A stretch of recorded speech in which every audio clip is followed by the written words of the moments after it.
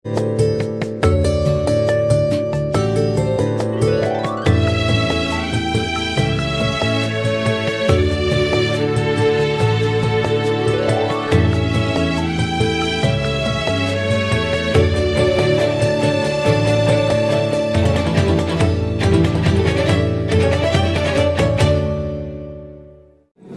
চলে যাই কবিতার হাত ধরে এবার বাংলার পথে। জীবনানন্দ দাশের মৃত্যুর পরে পাওয়া গিয়েছিল একটি পাণ্ডুলিপি, একেবারে ছাপানোর জন্য প্রায় প্রস্তুত। পাণ্ডুলিপিটির নাম ছিল বাংলার ত্রস্ত নীলিমা।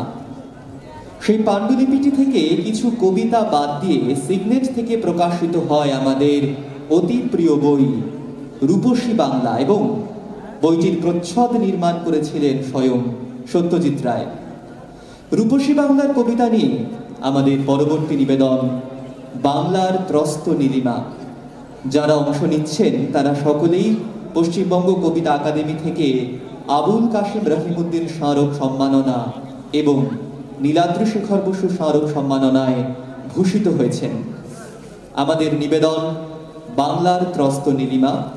ভাবনা এবং পরিচালনায় ব্রততী বন্দ্যোপাধ্যায়, অংশগ্রহণে অন্তরা দাস, প্রণামী বসাক, বাসুদেব নন্দী, আকাশ দত্ত, নিবেদিতা নাগ তহবিলদার, ঈশান চক্রবর্তী, শ্রবণা শীল।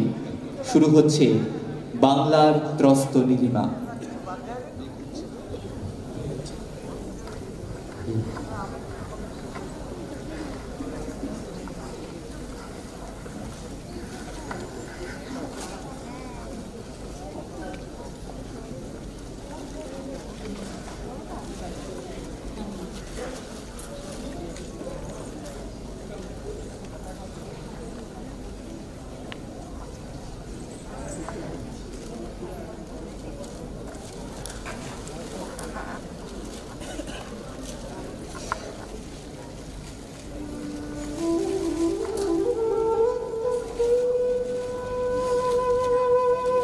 বাংলার মুখ আমি দেখিয়াছি,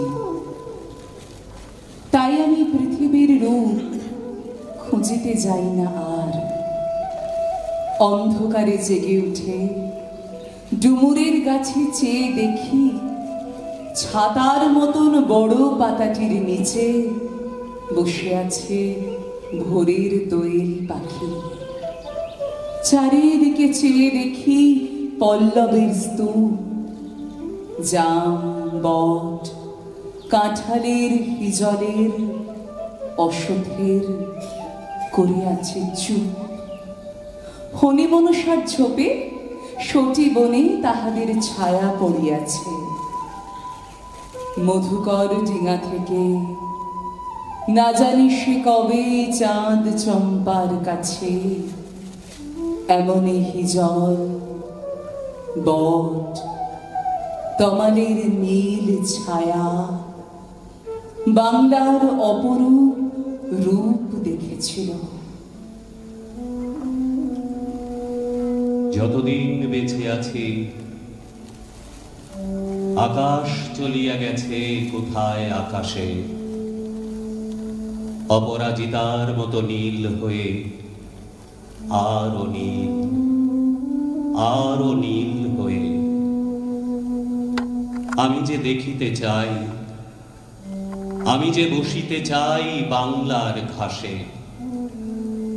পৃথিবীর পথে ঘুরে বহুদিন অনেক বেদনা প্রাণে শোয়ে, ধান সিঁড়িটির সাথে বাংলার শ্মশানের দিকে যাব বয়ে।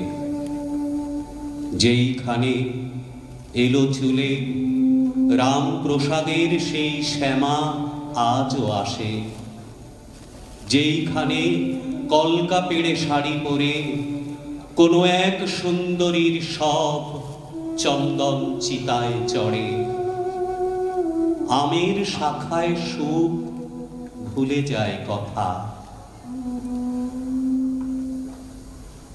এই ডাঙা ছেড়ে হায় রূপকে খুঁজিতে যায় পৃথিবীর পথে। বটের শুকনো পাতা যেন এক যুগান্তের গল্প ডেকে আনে। ছড়ায় রয়েছে তারা প্রান্তরের পথে পথে নির্জন অঘ্রাণে। তাদের উপেক্ষা করে কে যাবে বিদেশে বলো? আমি কোনো মতে বাসমতি ধান ক্ষেত ছেড়ে দিয়ে মালাবারে উটির পর্বতে যাব না গো। দেখিব না পাম গাছ মাথা নাড়ে সমুদ্রের গানে কোন দেশে? কোথায় এলাচি ফুল দারুচিনি বারুণীর প্রাণে বিনুনি খসায় বসে থাকিবার স্বপ্ন আনে। হাজার সবুজ পাতা লাল ফল বুকে লয়ে শাখায় ব্যজনে আকাঙ্ক্ষার গান গায়। অসত্যেরও কি যেন কামনা জাগে মনে, মধুকূপে ঘাসে ছাওয়া ধলেশ্বরী তীর পারে গৌরী বাংলা। এবার বল্লাল সেন আসিবে না আমি জানি, রায় গুণাকর আসিবে না, দেশ বন্ধু আসিয়াছে খরধার পদ্মায়। এবার কালী দহে ক্লান্ত গান শালিখের ভিড়ে যেন আসিয়াছে ঝড়, আসিয়াছে চণ্ডীদাস রামপ্রসাদের শ্যামা,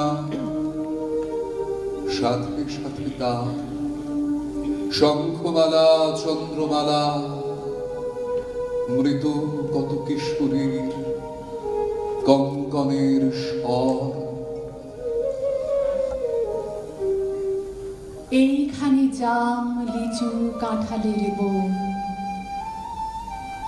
এইখানে জাম লিচু কাঁঠালের বন। ধনপতি শ্রীমন্তের বেহুলার লহনার ছুঁয়েছে চরণ। মেঠো পথে মিশে আছে কাক আর কোকিলের শরীরের ধুল। কবেকার কোকিলের জানো কি তা? যখন মুকুন্দরাম হায় লিখিতেছিলেন বসে দুপহরে সাধের সে চণ্ডিকা মঙ্গল। কোকিলের ডাক শুনে লেখা তার বাধা পায়, থেমে থেমে যায়। অথবা বেহুলা একা যখন চলেছে ভেঙে গাঙ্গের জল সন্ধ্যার অন্ধকারে, ধান খেতে আম বনে অস্পষ্ট শাখায় কোকিলের ডাক শুনে চোখে তার ফুটেছিল কুয়াশা কেবল। হৃদয়ে খুদের গন্ধ লেগে আছে আকাঙ্ক্ষার, তবু তো চোখের উপরে নীল মৃত্যু উজাগর। বাঁকা চাঁদ, শূন্য মাঠ, শিশিরের ঘ্রাণ। কখন মরণ আসে কে বা জানি? কালিদহে কখন যে ঝড় কমলের নাল ভাঙে, ছিঁড়ে ফেলে গাংচিল শালিখের প্রাণ। জানি না তবু যেন মরি আমি এই মাঠ ঘাটের ভিতর। কৃষ্ণা যমুনার নয়, যেন এই গাঙ্গুরের ঢেউয়ের আঘ্রাণ লেগে থাকে চোখে মুখে। রূপসী বাংলা যেন বুকের উপর জেগে থাকে, তার নিচে শুয়ে থাকি যেন আমি অর্ধনারীশ্বর।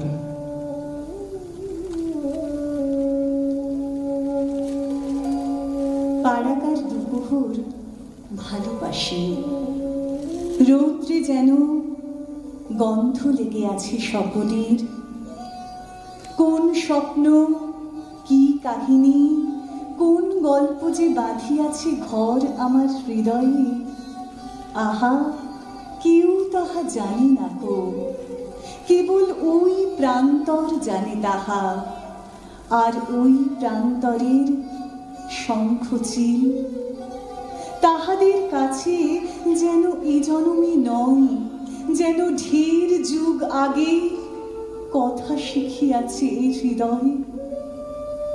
স্বপ্নে যে বেদনা আছে, শুষ্ক পাতা, শালিখের স্বর, ভাঙা মঠ, নকশা পেড়ে শাড়িখানা মেয়েটির রৌদ্রের ভিতর হলুদ পাতার মতো সরে যায়।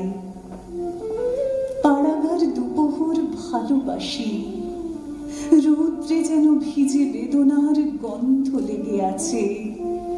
আহা, কেঁদে কেঁদে ভাসিতেছে আকাশের তলে।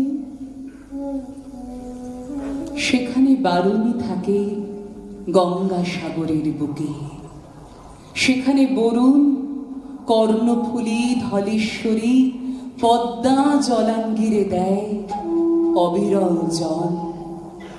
সেইখানে শঙ্খচিল পানের বনের মতো হাওয়ায় চঞ্চল। সেইখানে লক্ষ্মী পেঁচা ধানের গন্ধের মতো অস্ফুট তরুণ। সেখানে লেবুর শাখা নুয়ে থাকে অন্ধকারে ঘাসের উপর। সুদর্শন উড়ে যায় ঘরে তার অন্ধকার সন্ধ্যার বাতাসে। সেখানে হলুদ শাড়ি লেগে থাকে রূপসীর শরীরের পর। শঙ্খমালা নাম তার। এ বিশাল পৃথিবীর কোন নদী ঘাসে তারে আর খুঁজে তুমি পাবে না গো। বিশালাক্ষী দিয়েছিল বর, তাই সে জন্মেছে নীল বাংলার ঘাস আর ধানের ভিতর।